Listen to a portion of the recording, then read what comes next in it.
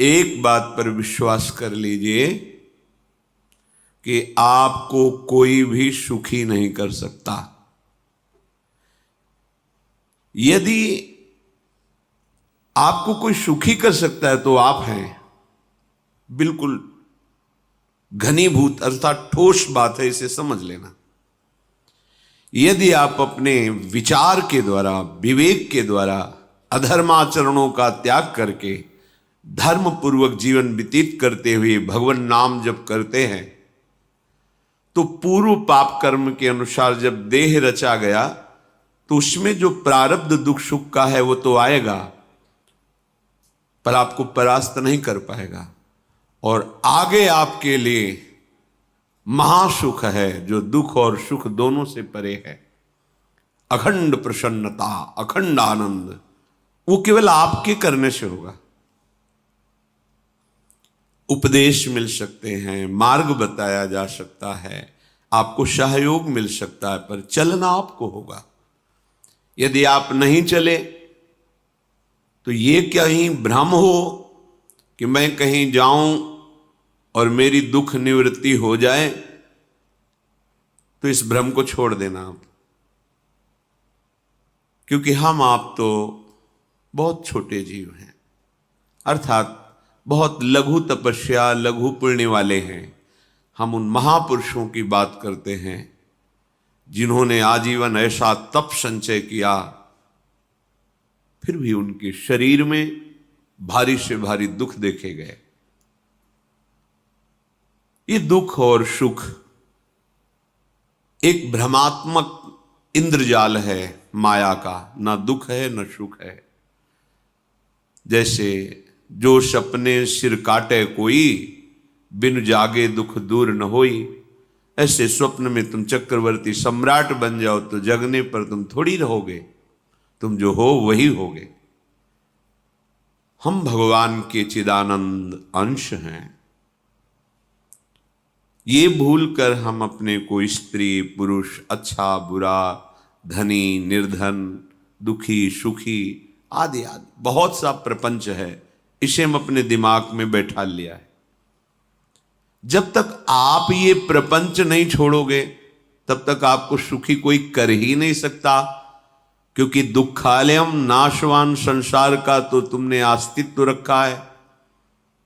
अगर ये किसी के दूर करने से होता तो स्वयं जगत गुरु परब्रह्म परमात्म तत्व भगवान श्री कृष्ण सामने हैं और अर्जुन को कह रहे हैं, मात्रा स्पर्शास्तु कौन्तेय शीतोष्ण सुख दुखदा आगमा पायनो अनित्यास्तास्तितिक्षस्व भारत। हे भारत, हे अर्जुन, ये आने जाने वाले अनुकूलता प्रतिकूलता, गर्मी शीतलता, अर्थात काम क्रोध लोभ मोह मद मत्सर अपमान निंदा, ये सब ताप पहुंचाते हैं। अनुकूलता सम्मान यश कीर्ति धन वैभव, मानी हुई मान्यता, ये सब शीतलता पहुंचाते हैं। ये उष्णता और शीतलता, अनुकूलता और प्रतिकूलता आने जाने वाले हैं। भगवान ये नहीं कह रहे मैं मिटा दूंगा, कह रहे तास तितिक्षस्व भारत। हे अर्जुन, ये तुम्हें सहना होगा।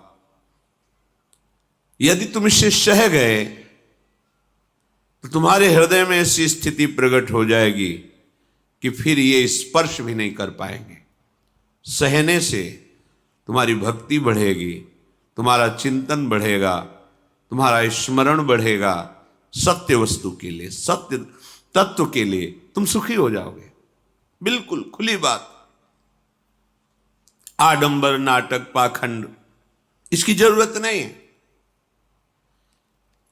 प्राकृतिक भोगों में सुख बुद्धि, देहाभिमान, विद्यारूप महत्व कुल धन यौवन अभिमान, यही तुम्हारे दुख का मूल है और ये कोई दूसरा नहीं हटा सकता।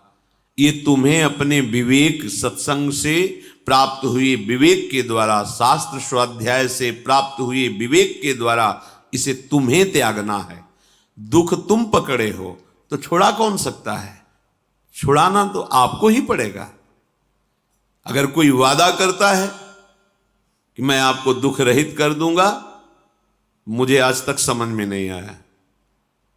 दुख रहित होने का जो उपाय है वो गुरुजन, महापुरुष, संत जन बताते हैं कि जब चारों ओर अंधेरा छा रहा हो, कोई अपना न दिखाई दे रहा हो, केवल दुख ही दुख, अशांति ही अशांति, उस समय आप देखिएगा कोई एक है जो आपको बहुत प्यार कर रहा है।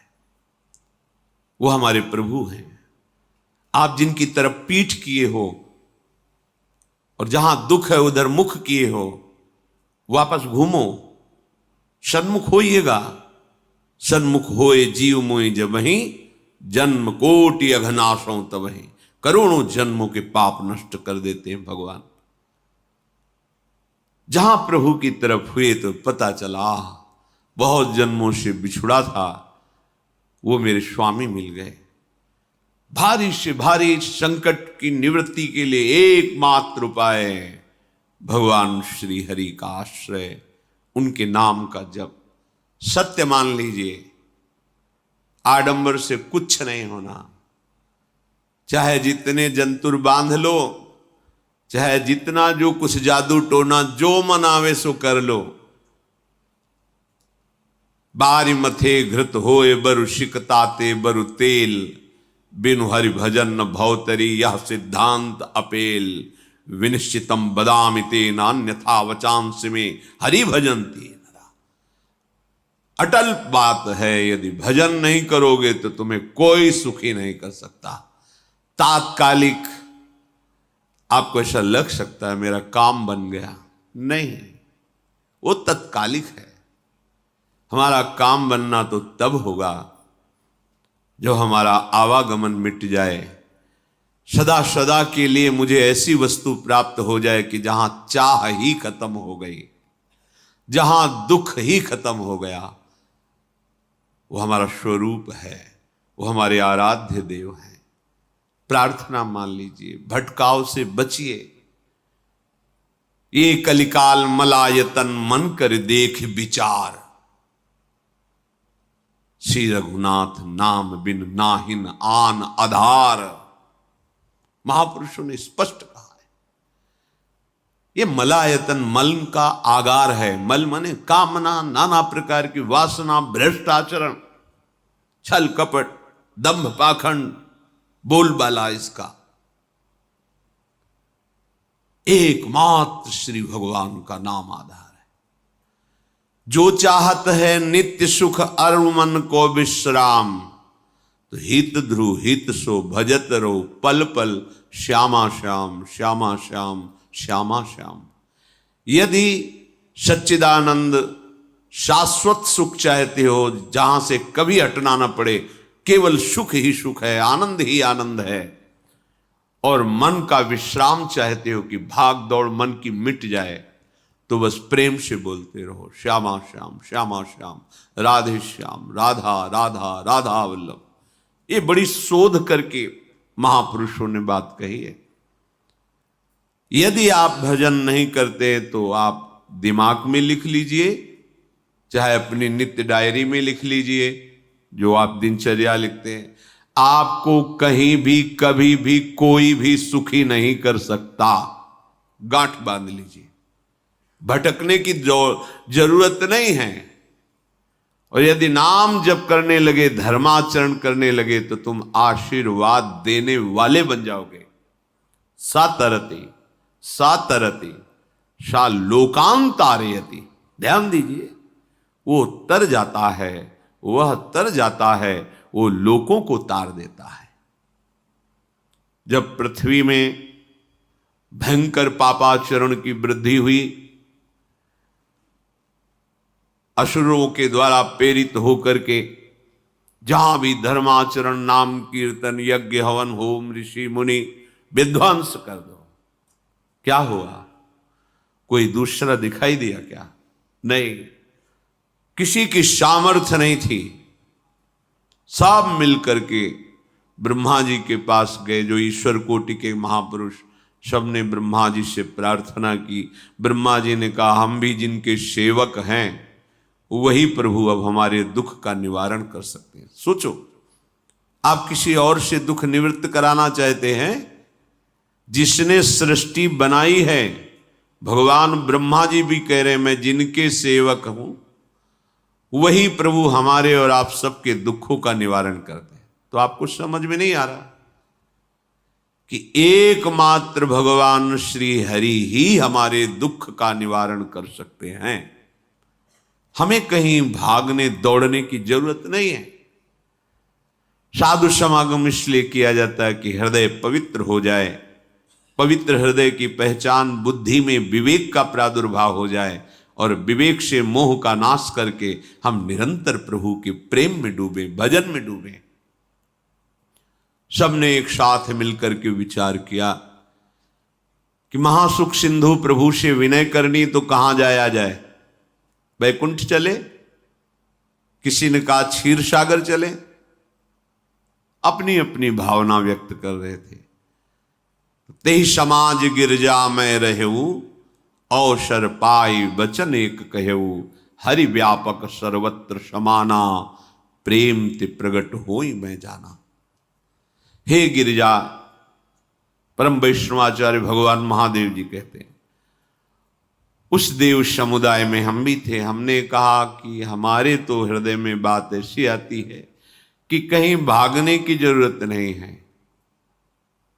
हरि व्यापक सर्वत्र समाना, जैसे वो वैकुंठ में विराजमान है, क्षीर समुद्र में विराजमान है, ऐसे कण कण में विराजमान है।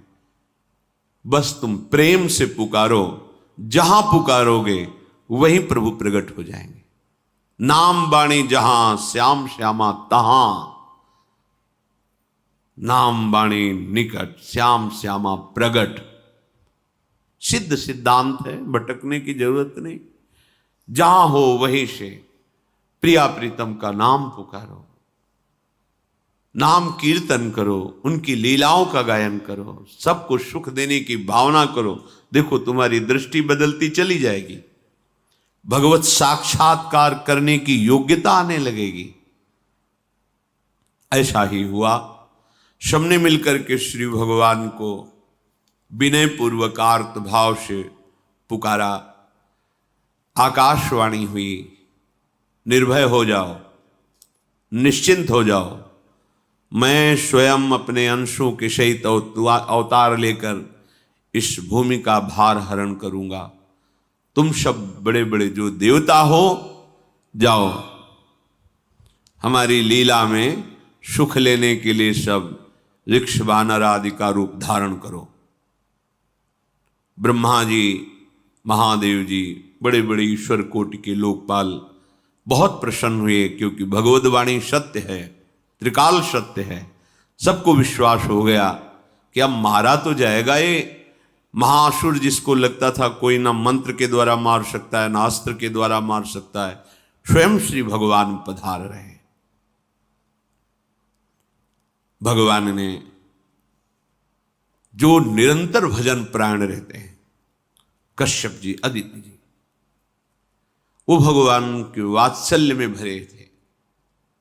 प्रभु जब प्रकट हुए तो उनसे कहा, मुझे आप जैसा पुत्र चाहिए। प्रभु ने कहा कि मेरे जैसा तो मैं ही हूं, अद्वितीय हूं, दूसरा कोई है नहीं, मैं ही अवतरित होऊंगा। भजन में देखो कितनी सामर्थ्य है। जगत पिता को पुत्र रूप में प्राप्त कर रहे हैं।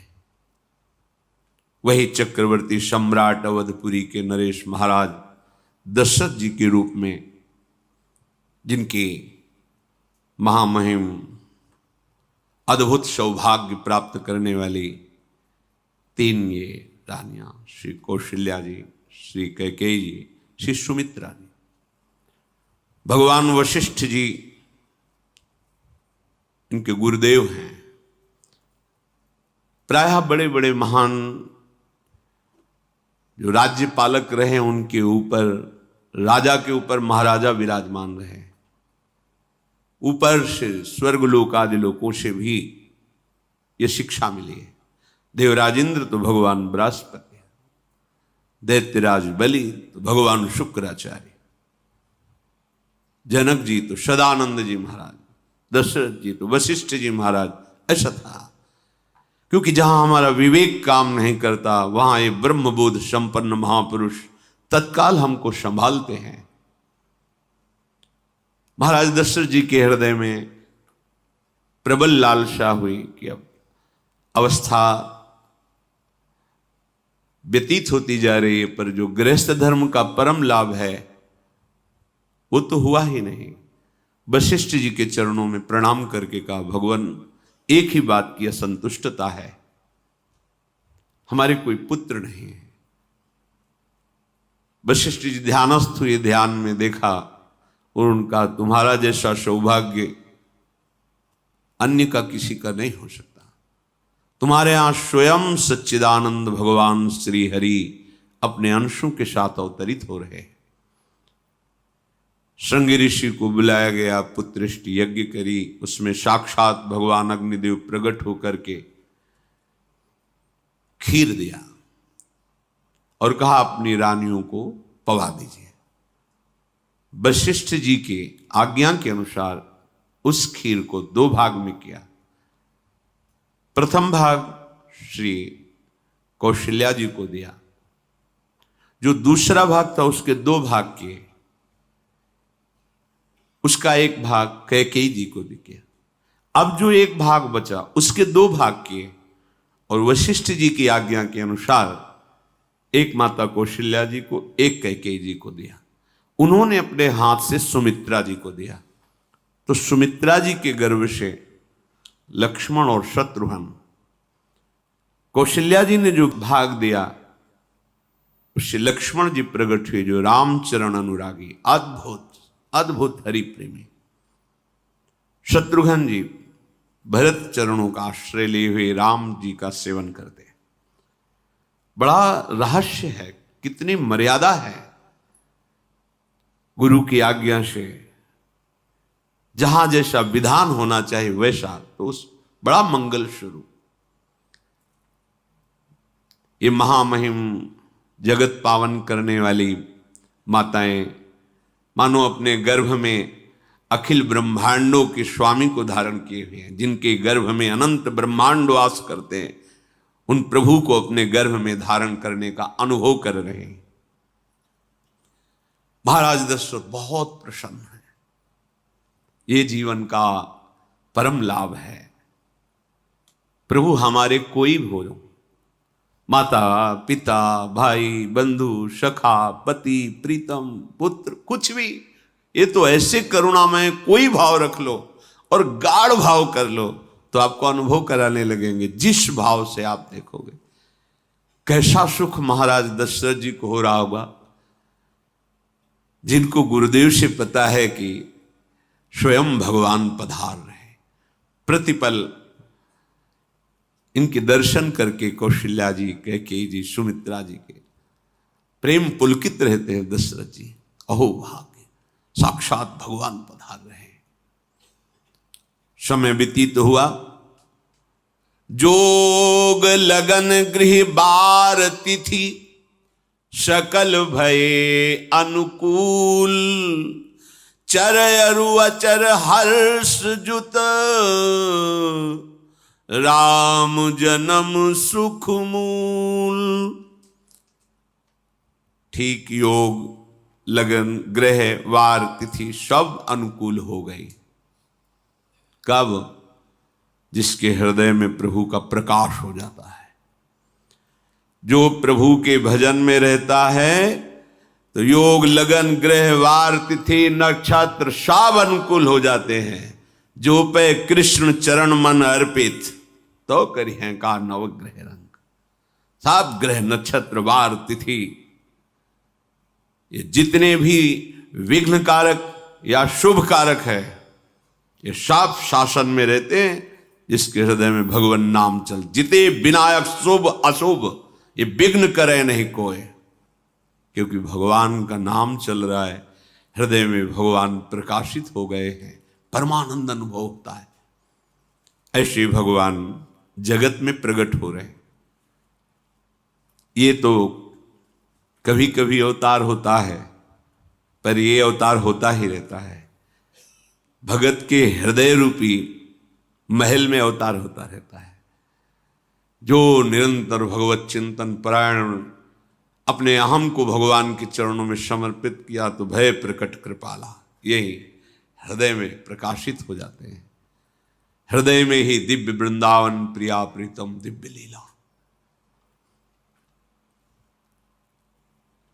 चैत्र का महीना, नवमी तिथि, शुक्ल पक्ष, अभिजीत मुहूर्त, ठीक दोपहर का समय 12 बजे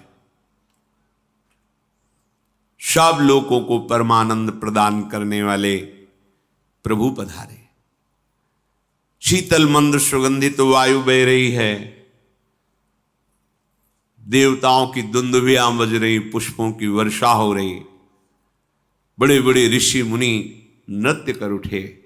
जैसे साधना को फल मिलता है हृदय आनंद में, आज समस्त साधनाओं के फल स्वयं मंगल मूर्ति प्रभु पधार रहे। सब महात्माओं का, संतों का हृदय अलौकिक आनंद से भरा हुआ है। पृथ्वी जितनी दिव्यता है सब प्रकाशित कर दी।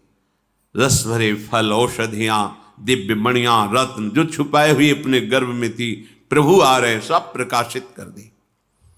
जलधाराएं जो सूखी हुई थी वो भी। जब ब्रह्मा जी ने देखा कि जो भगवान ने आकाशवाणी में कहा था वो सब सत्य हो रहा है, आकाश में ब्रह्मा जी समस्त देवतागण विराजमान होकर के अंजलियों में दिव्य पुष्प लेकर के वर्षा कर रहे हैं। सुंदर सुंदर अलग अलग वाद्य बज रहे हैं। ऋषि मुनि देवता सब स्तुति कर रहे हैं। प्रणाम मुद्रा में सब खड़े हैं, क्योंकि समस्त लोकों का पालन करने वाले भगवान श्री हरि महाराज चक्रवर्ती सम्राट दशरथ जी के भवन में प्रकट हो रहे हैं। तो आकाश में सब ईश्वर कोटि के महापुरुष पुष्पांजलि अर्पित कर रहे हैं। उसी समय भगवान का प्रादुर्भाव होता है। भगवान कभी गर्भ से नहीं प्रकट होते, लीला होती है, ऐसा अनुभव होता है गर्भ है, पर पहले भगवान भगवान के रूप में प्रकट होते हैं, फिर वो बालक बन जाते हैं। कभी ऐसा कहीं नहीं मिला, अनुभव होता है ऐसा, समय से गर्भ रहा, समय से गर्भ बढ़ा, ऐसा अनुभव होता है, पर भगवान प्रकट होते हैं। इसीलिए भय प्रगट कृपाला दीन दयाला कौशल्या हितकारी हर्षित महतारी मुनि मनहारी अद्भुत रूप विचारी लोचन अभिरामा तनु घन श्यामा निज आयुध भुज चारी भूषण बनमाला नयन विशाला शोभा सिंधु खरारी कह दुई कर जोरी अस्तुति तोरी केहि विधि करो अनंता माया गुण ज्ञाना तीत अमाना वेद पुराण भनंता करुणा सुख सागर सब गुण आगर जेहि गावहि श्रुति संता सो मम हित लागी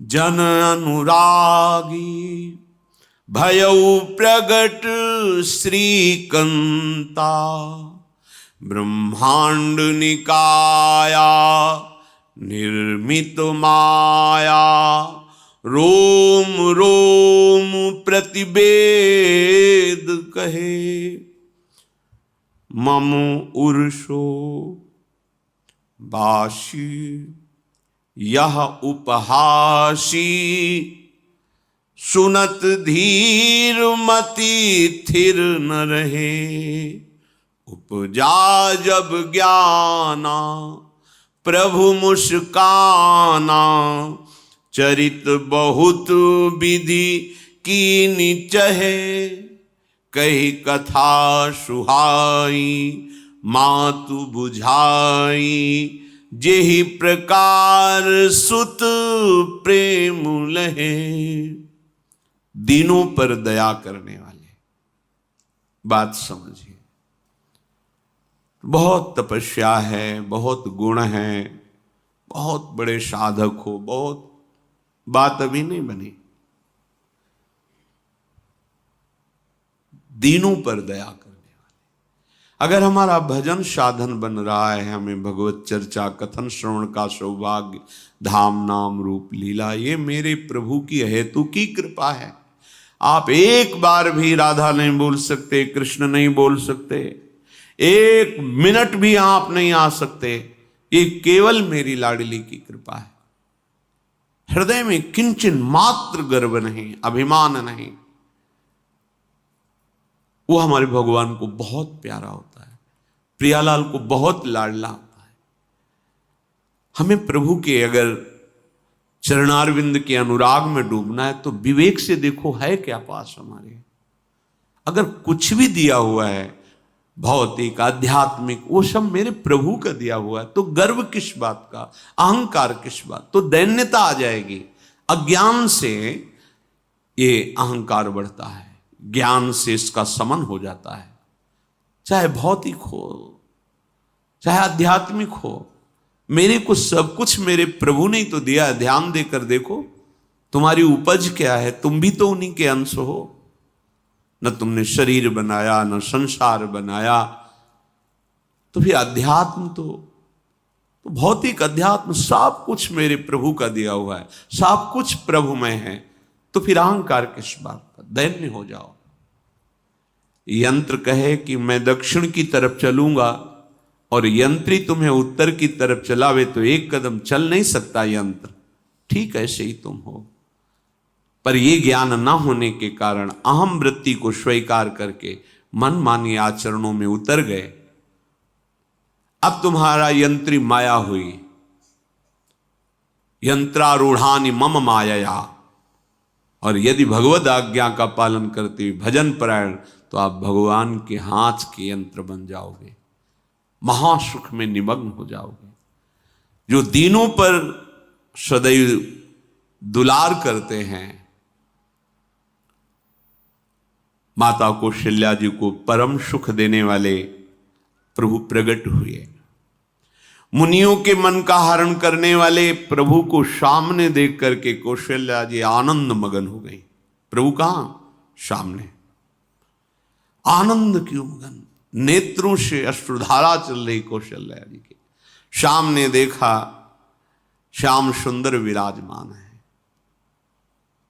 लोचन अभिरामा तनु घन श्यामा। ऐसी अद्भुत श्यामता त्रिभुवन में नहीं, ब्रह्मा जी की बनाई हुई नहीं कोई ऐसी श्यामता जिससे उदाहरण दिया जाए कि प्रभु के श्रीअंग की श्यामता कैसी है। वो बस संकेत के लिए चंद्र शाखा न्याय के अनुसार भले कह दे, नहीं प्राकृतिक ऐसी रचना ही नहीं है जो हमारे प्रभु की इंद्रनील मणि श्याम मनोहर, वो है ही नहीं। वो सामने देख रहे कौशल्या जी, ये भजन का प्रभाव है। अरविंदाक्ष कमल नयन, देखते ही चित्त चुरा जाए, ऐसे नेत्र हैं प्रभु के। अजान बाहु लंबी भुजाएं। और जब प्रभु जहां प्रकट होते हैं, चाहे वो कंस कारागार हो या अवधपति का महल हो, पहले वैभव से प्रकट होते हैं। ऐश्वर्य स्वरूप, समस्त आयुध समस्त वैभव, दिव्य आभूषण बनमाला, चार भुजाएं, शोभा के समुद्र, आसुरी वृत्तियों का, भावों का, व्यक्तियों का नाश करने के लिए प्रभु प्रकट हुए हैं। इसीलिए प्रभु से भी बढ़कर प्रभु का नाम है।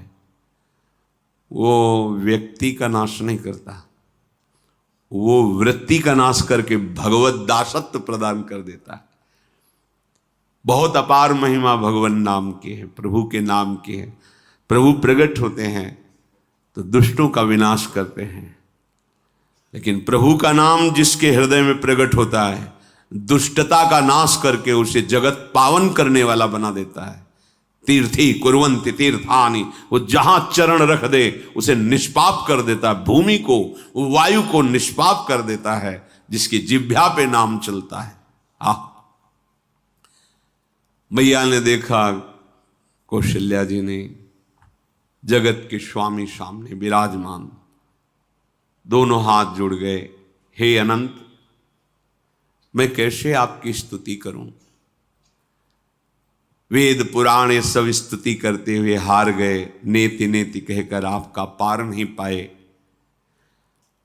माया से, गुणों से, ज्ञान से भी आप परे हैं, असीम हैं, अनंत हैं। श्रुतियां, संतजन सदैव आपका यश गान करते रहते हैं। हे दया के समुद्र, हे शब्द, सुखों के धाम, गुणों के धाम, भक्तजन सदैव आपका गान करते रहते हैं। आज वही प्रभु मेरे सामने प्रकट हैं। हे श्रीपति, आप मुझे सुख प्रदान करने के लिए मेरे नेत्र गोचर हुए।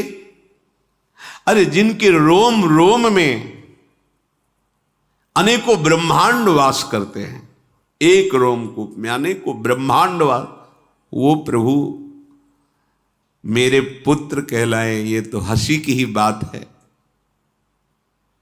मेरी बुद्धि विचलित हो रही। प्रभु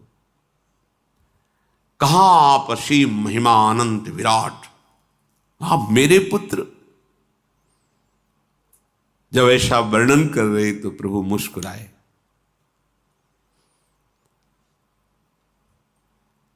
बहुत प्रकार से मैं आपको सुख देना चाहता हूं, इसलिए पहले मैं इस रूप में आया हूं कि आपने जो भजन करके मांगा था कि मेरे जैसा पुत्र हो, तो देखो मैं ही स्वयं, मेरे जैसा और कोई है ही नहीं, मैं ही स्वयं आया हूं। तुम्हें याद है? याद, स्मृति आई। हाँ प्रभु। फिर प्रभु अब इस रूप में नहीं। माता पुनि बोली सोमति डोली, तजहु तात ये रूपा, की जैसी सुलीला अति प्रियशीला, यह सुख परम अनूपा। हाँ हाँ प्रभु, याद आ गया। ओहो, अहो भाग्य, अहो भाग्य।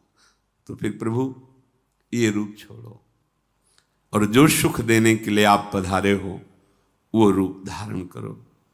प्रभु जब आप हमारे पुत्र बनने के लिए आए हो तो फिर शिष्य रूप धारण करो। जो ही माता कौशल्या जी ने ऐसे वचन उचारे तो सुनी बचन सुजाना, रोदन ठाना, होई बालक सुरभूपा, यह चरित जिगावहीं, हरि पद पावहीं, तेन परहीं भवकूपा। इतना सुनते ही सुजान भगवान श्री हरि नवजात शिशु होकर के रोने लगे। जो इस पावन चरित्र का गान या श्रवण करता है वो कभी दोबारा इस संसार में जन्म नहीं लेता है। भगवान के कैसे महामहिम चरित्र देखो, अभी भगवान प्रकट हो रहे हैं और उसका फल बता रहे कि जो भगवान की इस पावन लीला का गायन या श्रवण करेगा, दूसरे साधन बने न बने, निश्चित वो भगवत प्राप्त हो जाएगा। इसका फल ही है ये चरित जे गावहीं हरिपद पावहीं, ते न परहीं भवकूपा। ब्रह्म ऋषियों के लिए, गौ देवता संत भक्तों के लिए स्वयं भगवान लीला सुख प्रदान करने के लिए अवतरित हुए हैं। सतोगुण रजोगुण तमोगुण से अतीत भगवान का चिदानंदमय देह है, मनुष्य रूप में ही प्रकट हो रहे हैं। पर ये मायाकृत नहीं, ब्रह्मा की सृष्टि का नहीं है। चिदानंद सच्चिदानंद रूपाय, ऐसे ही चिदानंदमय देह तुम्हारी विगत विकार जान अधिकारी। निज इच्छा निर्मित तनु है, कर्म बंधन से नहीं, प्रकृति के अधीन नहीं, प्रकृति को अधीन करके स्वयं की इच्छा से आत्मस्वरूप सच्चिदानंद भगवान का विग्रह है। अब शिशु का रोदन सुन करके जैसे समुद्र में ज्वार भाटा आ जाता है, ऐसे महाराज दशरथ जी के भवन में सुख सिंधु की बाढ़ आ गई। महारानी कौशल्या जी ने शिशु का जन्म किया। ऐसा जन्म हुआ है जन्म मरण मिटाने वाला। आप सोचते होंगे कि ये प्रिया प्रीतम के अनुरागी, हम आपको सच्ची कहते हैं, हम इनकी बात कर रहे हैं ना, तो दिमाग में रील कुछ और ही चलती है। हमें